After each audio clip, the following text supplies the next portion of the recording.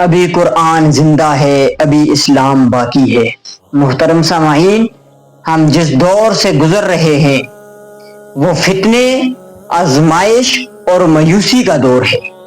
دشمنان اسلام نے ہمیں کمزور سمجھا، ہماری وحدت کو پارا پارا کر دیا، ہمارے نوجوانوں کو گمراہیوں میں ڈال دیا۔ مگر یہ جو ہم سنتے ہیں، نہ گھبراؤ مسلمانوں، خدا کی شان باقی ہے، یہ الفاظ ہمیں جھنجھوڑتے ہیں کہ ہم نے اگرچہ بہت کچھ کھو دیا، مگر ہمارا رب وہی ہے جو بدر کے دن کمزوروں کو فتح دے سکتا ہے۔ اللہ کی شان ابھی باقی ہے، ابھی قرآن زندہ ہے، ابھی اسلام باقی ہے۔ قرآن ہماری رہنمائی کے لیے موجود ہے، وہی قرآن جو دلوں کو بدل دیتا ہے، قوموں کو اٹھا دیتا ہے اور ظلم کے اندھیروں میں روشنی بن جاتا ہے۔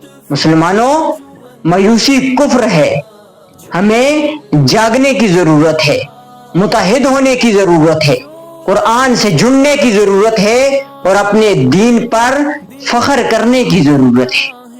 ہمارا ماضی سنہرا تھا، ہمارا حال مشکل سے ہی، مگر ہمارا مستقبل ہو سکتا ہے کہ اگر ہم اللہ کی رسی کو مضبوطی سے تھام لیں تو ہمارا مستقبل اچھا ہو سکتا ہے۔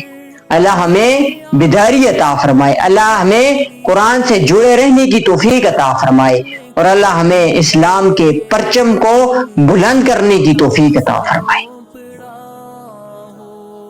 آزاد فکر سے ہوں، عزلت میں دن گزاروں، دنیا کے غم کا دل